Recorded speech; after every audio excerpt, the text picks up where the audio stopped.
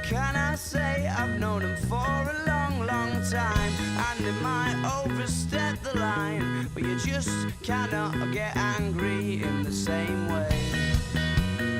No, not in the same way. So not in the same way. Oh no, oh no,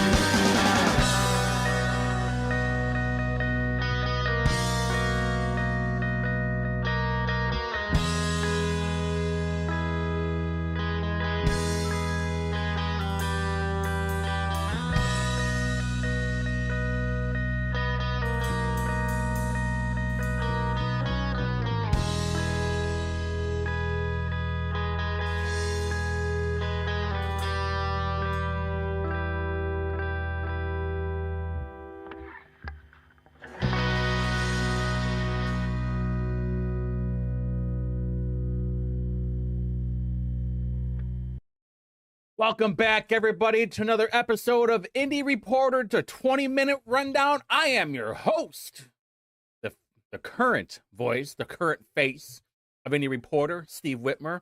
Everybody in the chat, lovely that you are here. Drew, Brad, Ducky, we are in for a treat because it is the day after the Senate rejected redistricting. And I know a lot of the people in the chat are disappointed. Yours truly is disappointed. And I know you're thinking, wait a minute, more Constitution, more rigged maps, more gerrymandering. This show is going to be a little bit longer today, only because I'm not sure if I'm going to be talking about certain things. I want to make sure I get everything across the board. So it might be a little bit stronger. Instead of the 20-minute rundown, might be the 30-minute rundown, but we'll see. All right, so we all know what's going on, but I primarily want to talk about what was happening before, what happened during, and the aftermath, the absolute ass whooping that Republicans took after losing redistricting. So, all right, so the night before, we had Donald Trump, Orange Man Rad, 47. He talks about everybody. Mitch Daniels. He talks about Jim Banks and a very good motion, Rod Bray. But there was one person that I saw that really stuck out, Cam Savage. Now, for those of you in the chat, you know how long I've been talking about Cam Savage since the beginning of the year, when Natalie Goodwin, who is the current Marion County GOP chair, when she was running against John Schmitz for the Marion County GOP chair. And I said, look at the connections, man. Hey, this is way more important than I think people are giving credit for. Because you had the Limestone, you had the Todd Young people, you had Aaron Hoochin involved, you had Jefferson Shreve involved. So for those who don't know, Limestone Strategies, you have Cam Savage and an Ober. I forgot what his name. I thought it was David Ober's brother, but I don't think it is. So he brings up Cam Savage and says, whoever that is, let me tell you what, 47, I'll tell you who he is. I was like, finally vindicated. For those of you in the chat, you know how long I've been waiting for this moment, and I finally got it at the end of the year. Thank God. So Cam Savage / Limestone Strategies are consultants for Senator Young, at least for Indiana, Todd Young, Aaron Hoochin, and Jefferson Shreve. Just this year, and don't forget, it's an off year, they got Limestone got over $171,000 between those three people. By the way, that's just Indiana. He has other people that give him money. Now, he is part. I always consider him part of the Todd Young tree, but I think that Cam Savage is the one leading all of it, and that it's really the Cam Savage tree. And then if you look at Natalie Goodwin, who is the current Marion County GOP chair, she used to work for Todd Young as director of operations for 2 years. Also worked for Suzanne Brooks, who, by the way, also used Limestone / Cam Savage as political consulting. So, also, side note from earlier yesterday, or maybe even the day before, if you remember, King of the Trust Chart, Andrew Ireland, he put out a constitutional amendment where we can start impeaching judges and prosecutors, like our prosecutor, Ryan Mears. And who was against it? And you can say, oh, well, she didn't say that she was against it, but she reposted that the hate from the Prosecutors Council that I think she's actually part of. So right there, that's hate by proxy. I don't care how you put it. And she was against it. So the secretary, who is Whitney Peterson, is against the constitutional amendment that would give the power to impeach Ryan Mears. Really? Really? That's where we're at right now. By the way, every time I talk about how bad the Republican Party is in Marion County, this is what I'm talking about. Totally vindicated. Also, she was deputy fundraising director for Brad Chambers, who is, remember, IADC president under Holcomb, when they did the where they were on, how Democrat and Republican they were. He was very far liberal. And I said at the beginning, if he was to win the primary, Indiana would turn blue almost immediately. Thankfully, and you guys, hey, you know what? Everybody has an opinion on Braun, including yours truly. However, if I had to choose the shit sandwich I was going to have to eat, it would definitely... I do not want Brad Chambers at any kind of elected office. Don't forget, peer development. All right, so... And of course, we had David Keller. This is where the whole thing really took off. David Keller, who is the chief of staff for Senator Jim Banks, he posted a screenshot that Cam Savage liked with Liz Cheney. Well, guess what? I made a video about Cam Savage and all the Trump hate that he had. And these are two perfect screenshots of him and his Trump hate. Saying, many people are saying my 4-year-old makes arguments like this when he's lying. Talking about the worst thing to me is that he believes people will believe it and is right. I mean, just you go through his Twitter, it is constantly full of Trump hate. Now, whatever you guys think about Trump, if you are the party, if you are MAGA, you automatically have to be part of Trump, all right? There's no ifs, ands, or buts about it. However you look at it, that's fine. And then you have Marty Obst from MO Strategies trying to lead the effort for redistricting, which, we're going to talk about him next year for sure. But anyway, 775,000 views. This is where the whole thing took off. This is where we kind of took off again, bringing up screenshots, bringing up the receipts. And then Alex Bruswitz, I'm not sure how you pronounce his name, but he is an alleged Trump advisor. Yeah, right, John. Breaks my heart that Cam might be out of a job. So Stephanie Bice, who is a Oklahoma congressman who gave money to Cam Savage / Limestone Strategies for political consulting, Alex says that she fired Limestone / Cam Savage yesterday at around 12:40, or I don't know what time this was at, 12:38. A few minutes later, and who did I bring up earlier? Aaron Huchin fired him as well. Listen, that is huge. Huge for Limestone because they are an elite political consulting gig. You have them, you have MO Strategies, you have Bar Communications, you have, what's the one? Hey, John, I know you're in the chat. What's the one with Mark Warner and Kelly Wood? That one. So I know everybody was messaging me this, like, oh my God, Limestone shut down their website. This happened before, and this happened around, I don't know if it happened before, but when the Trump tweet came out, I went and checked out their website, and it was like this. It is like this right now. Actually, let me refresh it. Yes, it is that way right now. So whether they're doing maintenance to the website, I don't know. But take it for whatever it is. But Ultimate W, Ascent Strategies. Thank you. Thank you, John. That's the one with Kerry Wood and Mark Warner, who I despise, by the way. I do not like Ascent Strategies. Oh, by the way, friends with Dan Elliott. Use that. By the way, they receive taxpayer money. I brought this up. I'm not even going to get into it. We got 20 minutes, half an hour. I don't want to rant. I don't want to give you guys too much information. We'll save that for next year. All right. So when this was outside of the Senate chamber on Thursday, a lot of people showed up to protest, and you can hear them in the background, especially the Micah Becker super fan, Cassie Jackson. You can hear her in the background screaming. Surprisingly, they were not banging on the window, thankfully. So everybody showed up. Of course, it ran late. It started late. I predicted that it was going to start late. They're like the Indianapolis City Council. They're always late. So everybody showed up except for two people, Aaron Mishler and Scott Alexander. Now, Scott Alexander had open heart surgery, and there was a big question if he was even going to show up. However, I found out the night before that he was going to show up. I'm going to be there no matter what. A true patriot, by the way.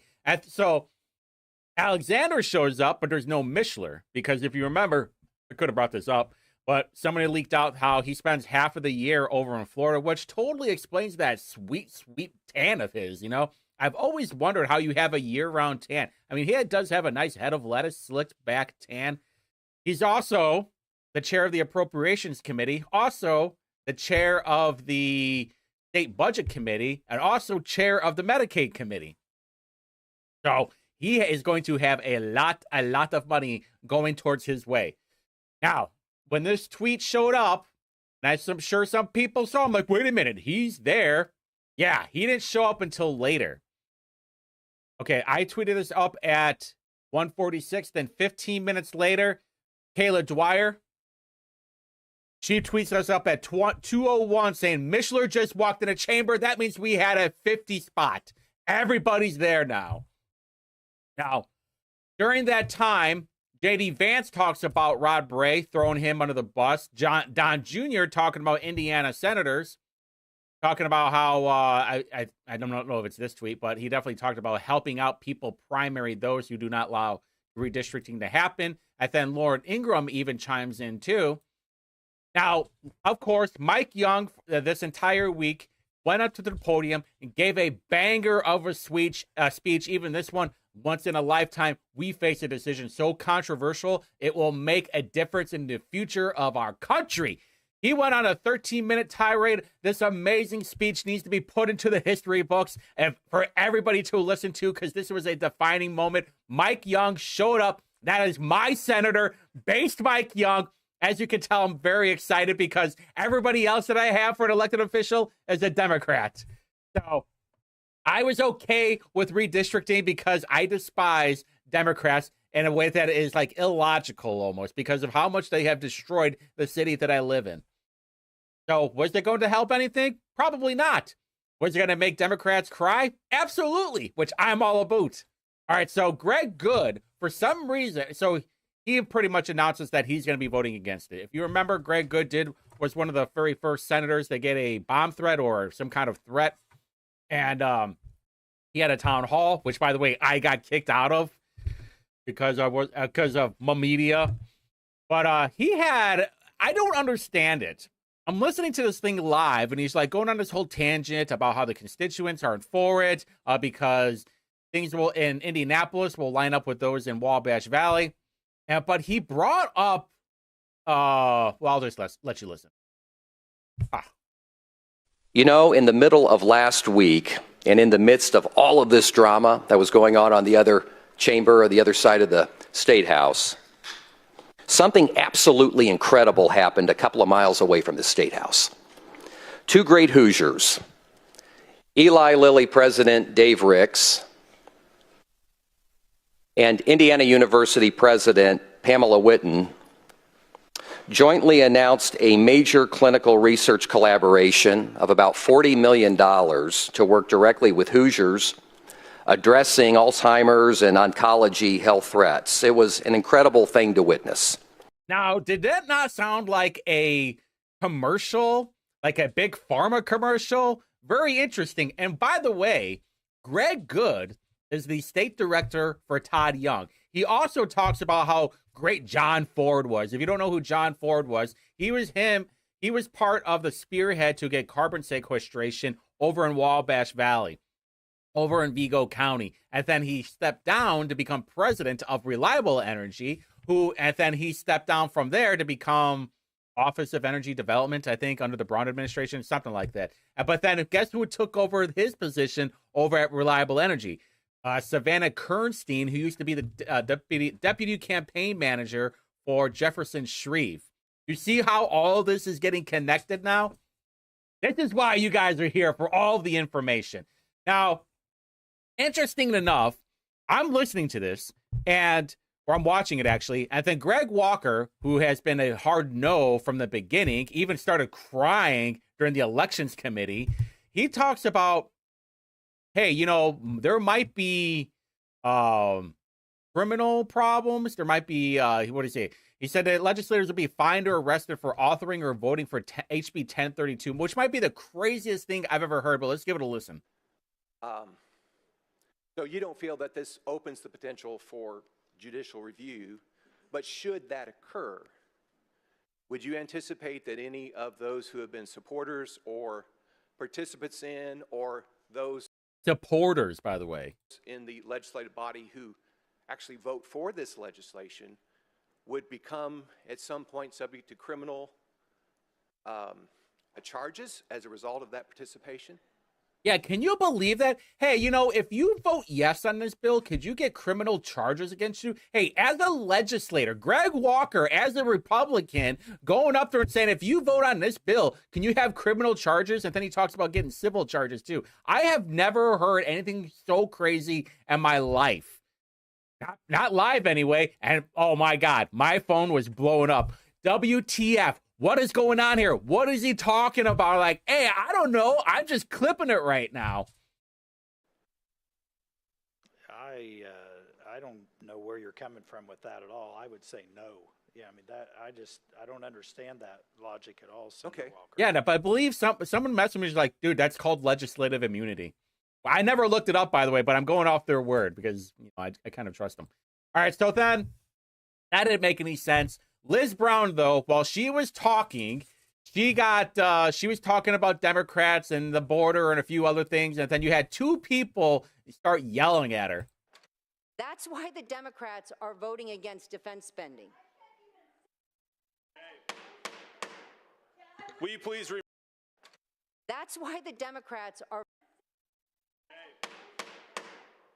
Will you please remove them from the gallery? Officers, please remove them. Get out. You sound pretty crazy. Why don't you get out? That was one of the funniest things. You sound pretty crazy. Why don't you get out? Listen, you know how much beef I have with Micah right now. But him saying that, I'm like, all right, that is really funny, to be honest with you. But it wasn't just one time. It was two times. Democrats in the state of Minnesota have a super majority there. If this continues, we're going to clear the gallery. So this one more outburst, and I'm clearing the gallery up there. Get out. You do better. Get out. And let me one more outburst, and that whole gallery is getting cleared out. Yeah, I gotta say, very rare Micah W on this one. He handled that situation. And I'm sure by then we were getting to the end, and I probably at that point we all knew that it was going to fail. We just didn't know how bad it was going to fail. And but obviously, the rock star out of the entire thing is Top G Chris Garton. Some will say these maps are political. Let me be clear. You're damn right they are. Damn, look at that. Political policy is political. Safe streets are political. Look at Indianapolis. Affordable electricity is political. I mean, he just went on a rant for 2 minutes after that, just like lit up the entire room. I'm watching this, and people are messaging me. It's like, are you clipping this right now? I was like, you know I am. You know I'm the clip guy. I'm watching it. I had like 2 laptops. I really thought about getting a third one so I can communicate while do things live, because you guys probably know this, but like when I'm recording everything, I'm doing it through YouTube. So that way I can just immediately go back and then record that whole thing. Yeah, you like that, JG Wentworth, for sure. That was awesome. Yeah, Liz Brown did give a good speech. You know who I should have put up here, but it was kind of boring? It was Mike Gaskell. Mike Gaskell automatically moves up the trust chart, to be honest with you. Whether he wanted to have that bill or not, but I saw him talking with Johnny Statehouse for an interview a little bit ago. I was like, hey, you know what? This guy seems pretty cool. I'm pretty sure he was already up in the trust chart. I wasn't sure where. But then after that, him actually giving the facts on whatever Flipboard that was, I was really impressed with him. So, obviously, redistricting fails. 1931. I know Casey Hendrickson says 0 surprises votes here, but there were a few people that I was surprised on. One was Dernlick, one that was Rogers, and I think there was another one, because talked to a lot of people, right? So giving updates on who was going to vote yes, who's a public, who's on the fence, who may or may not. Dernlick was in the yes column. Rogers was in the yes column. We only needed like a couple of people to maybe turn their vote. We thought Good might have been one of them. And I forgot who the other one might have been. Buchanan, I think. I think Buchanan was in the yes column at the time. I do not understand Brett Clark. That is who I will never trust again. He is in a bright red area over in Hendricks County. And he goes to some of these meetings that are heavy MAGA people. And for him to vote against redistricting when I know that these people wanted redistricting is going to be very interesting of how they treat him after this.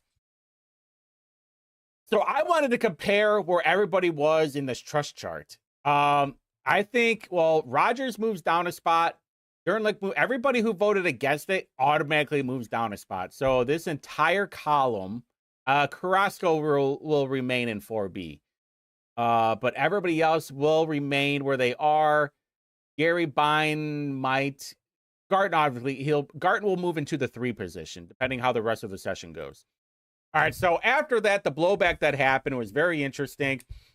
You had Governor Braun saying he was very disappointed that a small group of misguided state senators had partnered with Democrats, yada, yada, yada. Then you had Micah Beckwith. He had tweeted something, and then he deleted it, which I'm not as sure. Listen, Micah, someone reach out to Micah. Yeah, Clark will need a primary, but it's in 2028, so we got a while. Someone needs to tell Micah to like, this is coming from a guy who knows all about Twitter and how many times that I've said a lot of crazy things on Twitter. But like, if you're gonna post something, you got to keep it there. Do not delete it. It makes you look worse. But he goes, the Trump administration was very clear about this, and they told many lawmakers, cabinet members, and the governor and I that this would happen. The Indiana Senate made it clear to Trump administration today that they would not be partners with the White House. The White House made it clear to them they'd be obliged. Now listen, it was pretty public of what was going to be offered. I mean, they were going to be getting more money. I think the agricultural department was going to move to Indiana. I heard some other things, possibly a Golden Dome manufacturing, more federal money for certain projects, for certain manufacturing, probably for roads as well. Yeah, I know. That's why, I know, John, that's why Carrasco stays at that spot. She's not moving up, but she's not moving down. She does just enough for me not to get too upset. But that's why Freeman will never be number 1, because not only did Carrasco support Natalie Goodwin, so did Aaron Freeman. So they will never be at the top spot with Mike Young. Now, these were all the people, all the right-wingers were going after everybody that was against redistricting or voted no. You had Alex Bruskowitz. He came back and said, hey, guess what? Want to know why it failed? A political consultant named Cam Savage, who works for Senator Todd Young, reportedly went to the Senate. Rod Bray, total rhino, promising to finance Republicans willing to sabotage or oppose our efforts. Now, you probably saw us posted over on Twitter and Facebook about that. And that is what we heard too, that Bray was talking to senators the night before from a very legit source, by the way. I thought that was happening. That's why we posted it. You know, we're not going to post up gossip slop at all. So if we heard it, we put it up first. Alex put it up second. And it is what it is. Now, what's interesting out of all of here is some of the, there's the article right there. 21 Indiana Republicans kill redistricting for campaign cash bribes. And then they have Cam Savage on there. Now, I don't know what the future is going to be for Limestone, but next year it should be very, very interesting what happens, not just with Jefferson Shreve, but also in Marion County. All right, so Real Hoosier Politics, he goes, redistricting failures largely on Braun. The new maps only even got a vote because of Houston in the House forcing Bray's hand. Braun wasn't able to move the needle, and he doesn't have a clout to primary half the Senate Republican caucus. Now, he's definitely right. I mean, if you guys don't know, Todd Houston's daughter works for the Trump administration. That's probably why Houston was like not excited about it, but he knew what had to be done. The other half about it, about Braun not being able to move the needle, he is correct. Why? Because of one person, Josh Kelly. He is somebody that I will never trust, by the way. Basically, number two, I think he makes like $500 less a year than Mike Braun does as governor right now. Josh Kelly is the chief of staff for Mike Braun. That is one person who is going to be the gatekeeper. You think Braun's in control? It's more like the Gentrys. It's like the Josh Kellys. It's the Market Red people. That's who is really in control. And all the Senate did was cuck Mike Braun and said, guess what? You're the governor, but we run the show. Same thing with Josh Kelly. Same thing with the Gentrys. Now, what's going to be very interesting is what happens after this. Now, there are two senators that have a primary next year that are more of a 55-45 district. That is Dan Dernlick and Greg Good. Now, Greg Good was actually caucused in there, so there is no information on him ever having like an election or a re-election. That's because when Braun won his election, John Ford became the Office of Energy Development. So that means, well, he was already gone. Greg Good got caucused in when he left for, that's right. Greg Good got caucused in when John Ford left for Reliable Energy. There we go. Now I got my timeline correct. All right, so these are the people that have a re-election next year. Now, these three are retiring. Kyle Walker, Greg Walker, and Basler. These six, though, seven, have a re-election next year. Now, for the most part, anybody who wins the primary for these select seven is basically a win for the general, except for maybe Good and maybe Dernlick. But everybody else is in like a 70-30, 65-45, or 35 district, 70-30 district. I think I even saw one that was like basically 80-20. Now, Derry has a primary person. Dernlick might have a primary person. And everybody else, I'm not exactly sure of. I think they found somebody for Buck and Holdman. We will know before the end of the year. Rogers and Good. But everybody watching this right now, please take a little bit of advice from me, from someone who has ran for office, and learn from my mistakes. If you decide you're going to run for office, you have to figure it out before the end of the year. Because that means you have 5 months to fundraise, to market yourself, to go to meetings, to get your word out there, to get your policy out there. I mean, basically, if you weren't planning on running a primary against any of these people, good chance that you're going to lose. The reason I say that is because you're going to need at least a $50,000 to $100,000 at least to even have a chance of primarying these people. Because remember, Haldeman is their bread and butter. Good is very connected. He has the Todd Young bank account. Everybody else has been in there for a while, and especially Buck and Niemeyer and Rogers. Like, everybody's in there. Deary might be the person. I would say if you really want to piss him off, take out primary Derry and primary Dernlick. if you guys can to put all your chips in one basket, you're going to have to spend a lot of money on Travis Holdman. And Travis Holdman is in a very red area. And all you have to say is, listen, when Trump came to Indiana and he said, we need your help, Patriots. We need your help to go 9-0. And then Holdman said, 47, and gave him the finger. Dude, you know how many MAGA people are in his district? And that's really the message that you have to say. Bring up the banks, bring up the controversy with him in the charter schools, or him being a consultant. Bring up all of that. Bring all the dirt up to the surface and make sure that you have the best chance. Remember, this is political war that we are in. There's no more taking the high road, and please take my advice for all this. Yeah. Well, the problem with everybody else is they're not due until 2028. We have possibly 2 people running for Kyle Walker's seat. If you really want to know who's going to be back the best, ask Tiffany or ask Juanita Albright if they support redistricting. That's all you have to find out. That's the ultimate litmus test for everybody that wants the primary. Brett Clark, who's in Hendricks County, I mean, he better enjoy the time that he has as a senator, because in 2028 he's going to get primaried for sure. All right, so why are Republican lawmakers in Indiana such stone cold losers? Well, because they constantly want to take the high road. And this is from someone who has been to the conventions, who lives in Marion County, the left armpit of Indiana. I understand what Republicans are doing right now. And next year, when this show kind of like while we're going to go really hardcore on this show, because you have the prosecutor's race next year and all the state house rep races too, we're going to be exposing so much. I mean, I've been sitting on this for a while. Funny enough, all the people start coming out. Matt Gaetz comes out of it.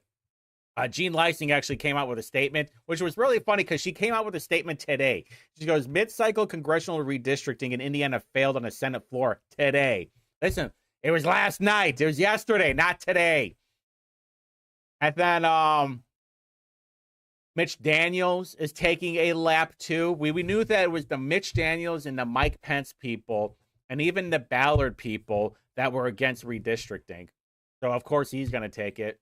Honorable loser. Spencer Derry putting his feet up on the table, laughing at all of you people that were for redistricting. And then Greg Good. Greg Good has been getting the most mogging for the last day and a half, and I am absolutely here for it. Not only because he voted no for redistricting, but because I got kicked out of his town hall. I drove an hour and a half over to Vigo County only to get pulled out by police. Even Cernovich is talking crap about him. Now, like I said, you didn't believe me? Greg Good, right there, state director for Todd Young. And then he decided to put this up there too. Was driving by and had to stop to take a quick picture. Very grateful of the voices of constituents in Indiana Senate District 38. Well, you better enjoy it, because we're going to try and find someone to primary you. And right when I clicked on this at 5:30, it only had 54 views. Let's refresh it, though, because I guarantee you there's a lot more. Almost 20,000 views already in the last 2.5 hours. And everybody, and I mean everybody, is making fun of him. Yeah, I mean, just go through the entire comment section, and it's just constant mogging. I love it, to be honest with you. All right, so this is something that I was getting a lot of questions about today.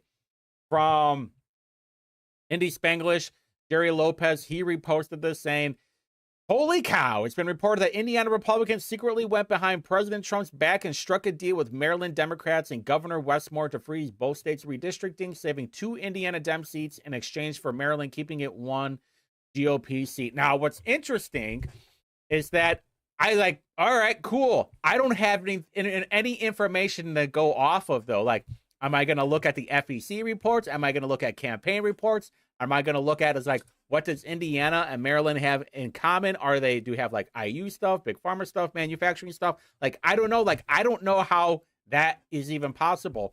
I have no doubt it is. And then people are asking me, well, maybe there's Republican. So I looked it up. Dude, there's only one Republican federal legislator in Maryland, and his name is Andy Harris. and he is the chair of the House Freedom Caucus. So I'm like, well, that can't be him. And so it definitely has to be Democrat. So I was starting looking into it.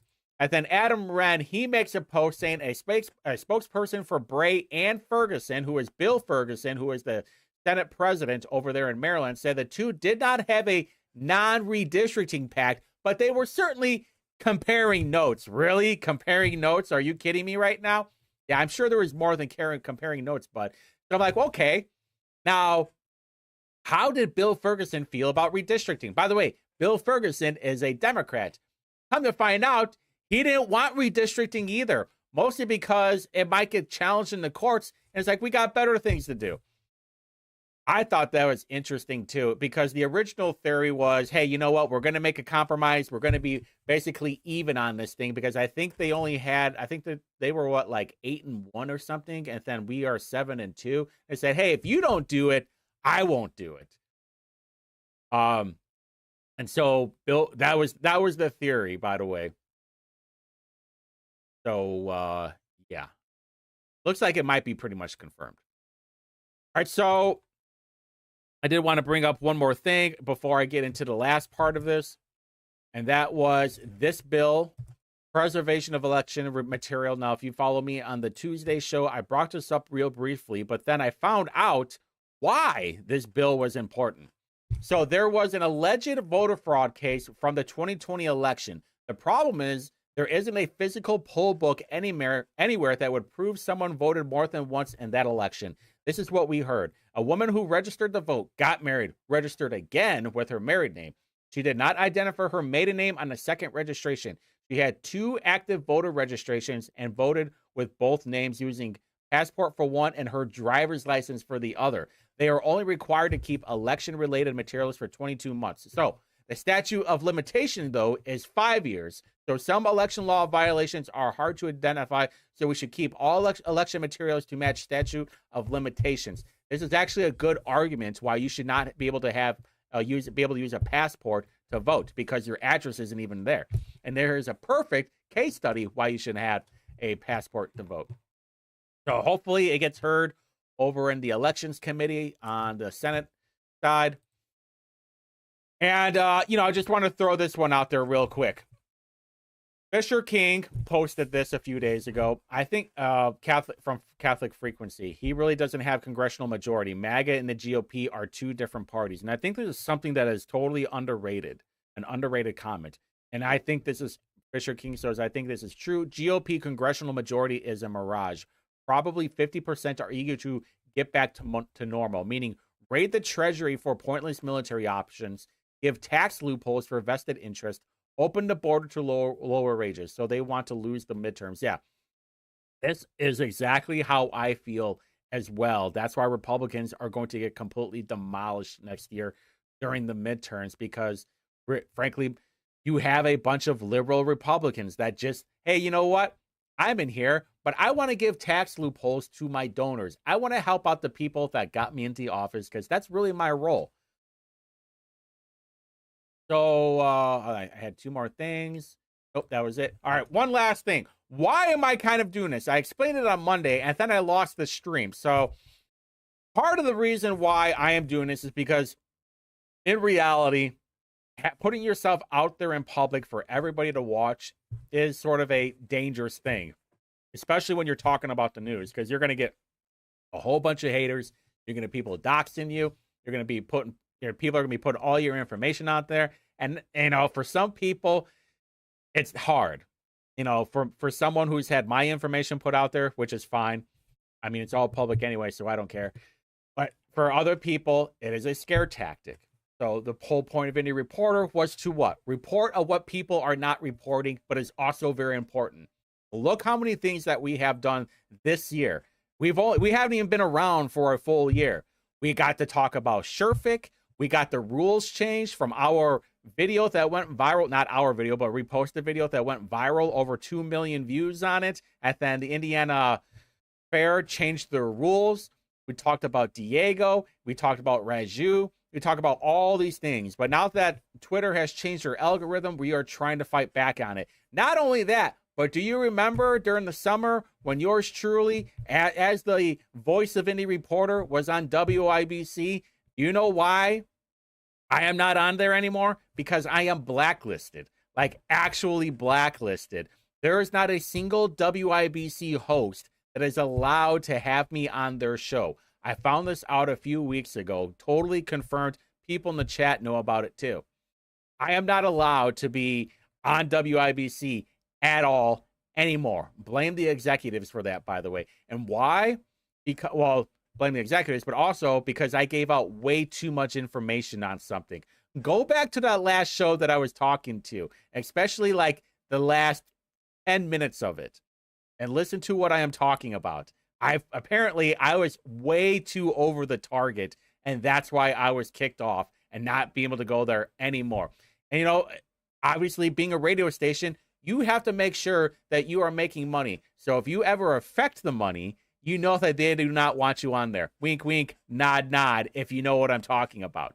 So this might be, I mean, this was supposed to be a 2-week pilot for the Indy Reporter 20-minute rundown.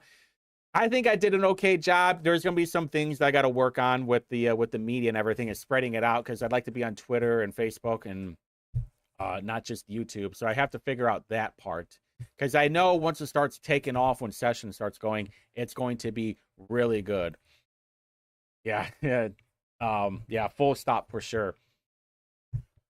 So, talking about bills, today was the deadline for all of the bills for the Senate and the House. So next week, all of them will get posted on the IGA. I might have one more show next week just to talk about all of them, because some of them are completely ridiculous. But do remember, it is a non-budget year, so fiscally they can't really do anything. It's going to be things that don't really cost any money at all. So all of you guys are like, well, won't we work on property taxes? You can't, all right? You're going to have to wait until next year. I mean, in 2027, you'll have to wait, because that'll be the budget year. So yeah. But I will keep you updated if there's going to be no show. If it does happen, it'll be on Wednesday. With that being said, you guys have a great night.